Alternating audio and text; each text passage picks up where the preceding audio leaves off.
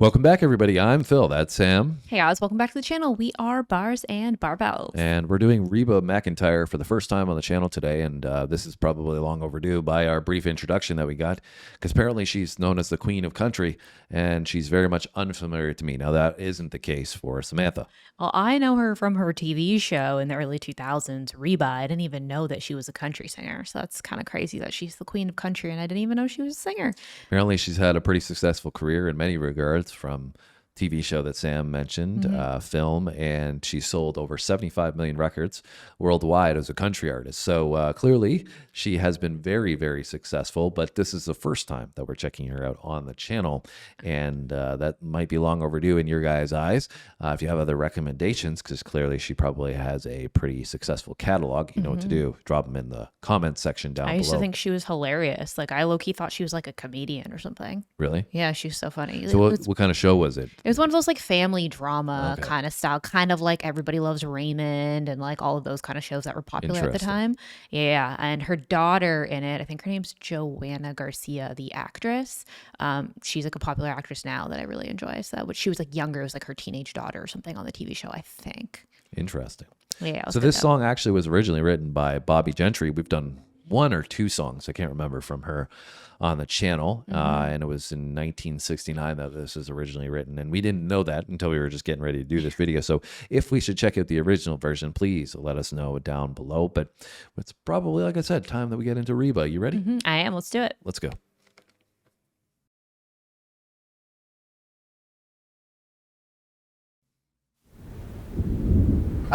I just can't believe it. I mean, fancy Ray Baker riding in my cab. It's some kind of weather we're having, ain't it fancy? Fancy. I'll tell you what, I've seen every movie you've ever made, and my wife Louise, she's got every record you ever made. Fancy Ray Baker, my goodness. You know, I really didn't know you was from this area. But I'll tell you what, I think you are the most famous person ever come from these parts. So you just passing through, you're gonna stay for a while. I'm sorry, what'd you say? I said, are you just passing through, or you gonna stay for a while? No, I'm just passing through. Louise is not gonna believe this. Fancy Ray Baker in my cab. You know, you might want me to wait. This ain't necessarily the best neighborhood. Uh-oh. No, I'll be a while. Oh, well, that's no problem. I won't even keep the meter running. Okay, thanks. Getting this celebrity treatment. I love these big glasses. Yeah, you do like big glasses like that, Sam.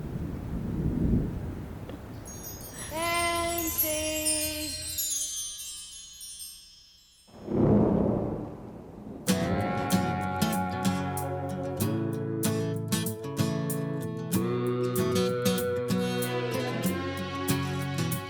Well, I remember it all very well. Looking back, it was the summer I turned 18.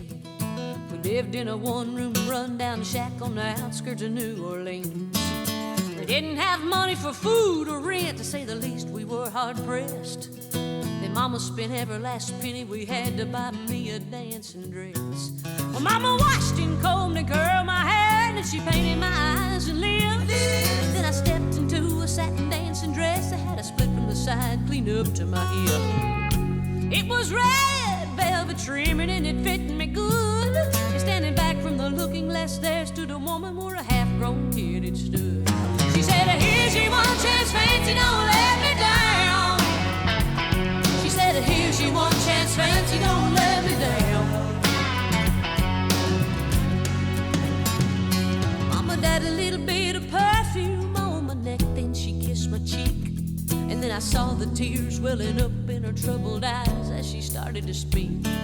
She looked at a pitiful shack and then she looked at me and took a ragged breath. She said, your paws runned off and I'm real sick and the baby's gonna starve to death.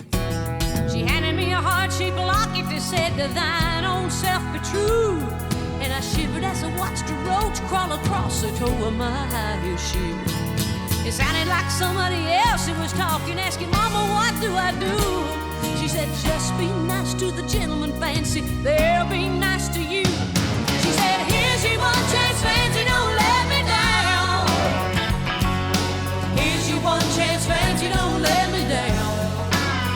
Lord, forgive me for what I do, but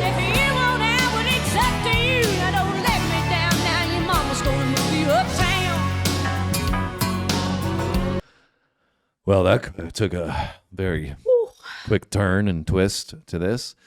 Really fantastic storytelling from Reba. I mean, I'm so captivated. Literally locked me right in. I'm like, really great inflections, just to emphasize the drama. And I guess we're getting a little glimpse into her acting skills as well, because, she's playing the role of Fancy here. Yeah. And I don't know where this story originally came from, because we said it was written by Bobby first. So I don't know if she wrote it based on a true story, if it was her story or what.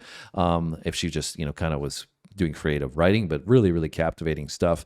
And really love, like I said, Reba, just her aura in this. She's really got a strong presence on the song. I feel like she also has this like strong Southern sound to her voice, which I like as well. It's different. Wholesome Southern feel. But like I said, just very powerful. I don't know. The first time getting into her, I can feel that right away, that energy coming through the song. It's also so funny because like her voice, like I know her voice from the show and I can like hear it in her singing. I'm like, oh, that's like, it sounds like she's your singing. First impression from her was from the show, right? Yeah. But interested to see where this is going to go. Obviously, like she was, talking about the hardship, and then you're in this position as a mother, deciding, ship your daughter off. Yeah, to put your daughter in such a huge. What did she say? How old she was?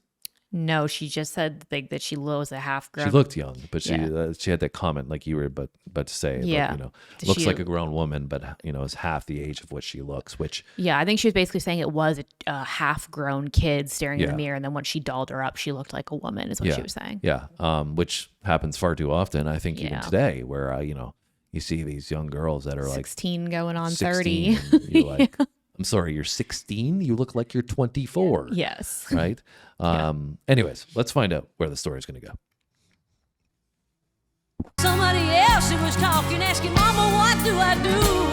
She said, just be nice to the gentleman, Fancy. They'll be nice to you. She said, here's your one chance, Fancy, don't let me down.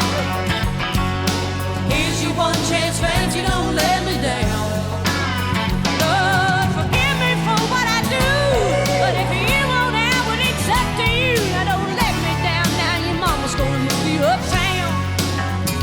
I just remembered in the beginning of the song, she said it was the summer she was 18. She said in summer she's going to be 18? In the beginning of the song, she said this in the summer that she was 18. Oh. So I think she was 18 years old.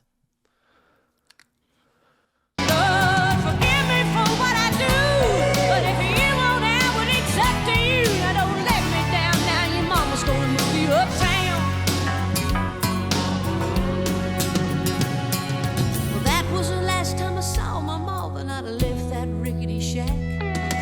Welfare people came and took the baby, mama died and I ain't been back. But the wheels of fate started to turn, and for me there was no way out.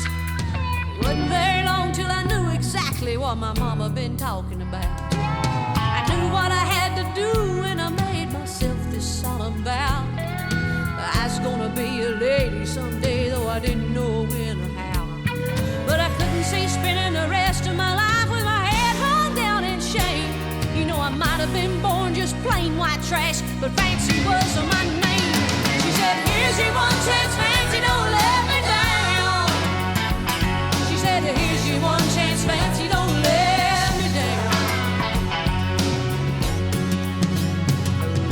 It wasn't long after a benevolent man took me in off the streets. 1 week later I was pouring his tea in a 5-room hotel suite. Yes, you were. I charmed a king, a congressman, and an occasional aristocrat. Bad boys. And then I got me a Georgia mansion in an elegant New York townhouse flat, and I ain't been mad.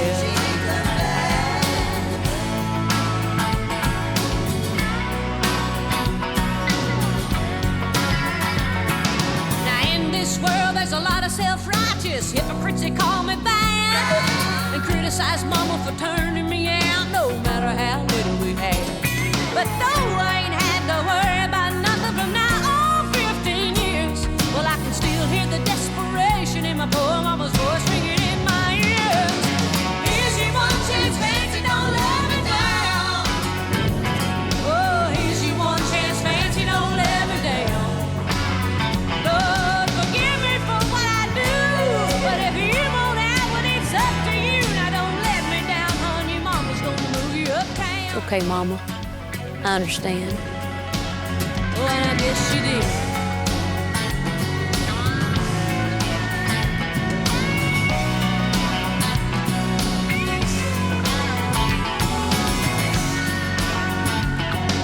Bye, Mama.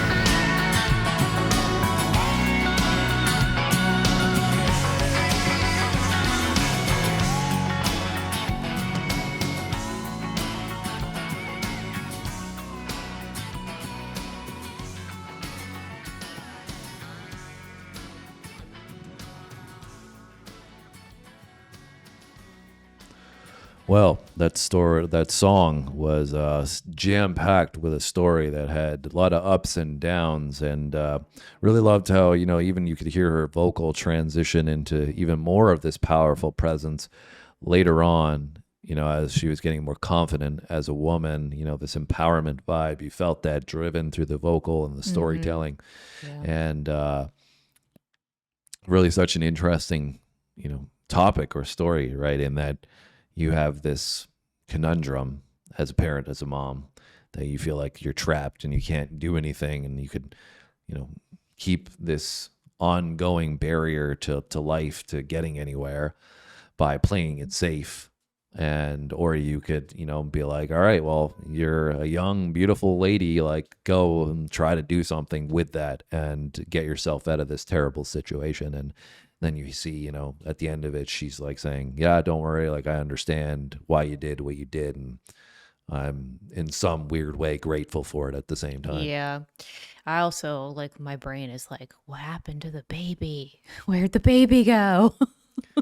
Well, they said it went to like welfare services. Yeah. Yeah, but I'm like, I want to know what happened to it. Well, Samantha, there was nothing to that, so you'll have to make that one up in your head.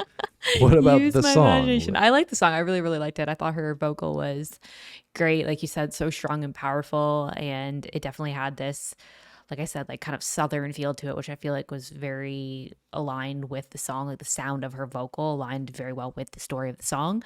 I thought she had great storytelling skills, definitely kept me locked in. I feel like the video was good too. Like it went along right with the song. And I feel like that also helped, like, as an extra layer on the storytelling, and definitely helped kept you visually locked in at the same time that you were audibly listening to the story. And like I said, it's just a really weird experience to me because I had no idea that she was a country singer, and I like have known who she was for a long time, and know her voice from like just a normal conversational aspect, and it sounds like her, obviously, because it is her, but I just wasn't expecting to have this weird like nostalgia but not situation at the same time.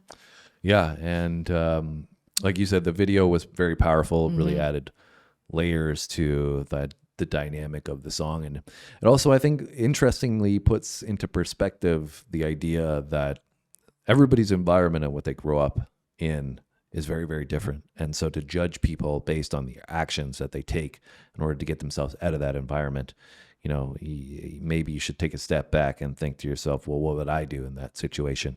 When I was pushed to the limit, what would I do? And maybe, we shouldn't be so judgmental about people that are just trying to make it type thing out of the worst situations that they're in. And because, what's her alternative, right? Like, she could have stayed there, and then what? Like, yeah, I mean, you can always argue that there are other alternatives, right? You can always argue that, you didn't have to take that road, and maybe there was something else that could have, come out of it.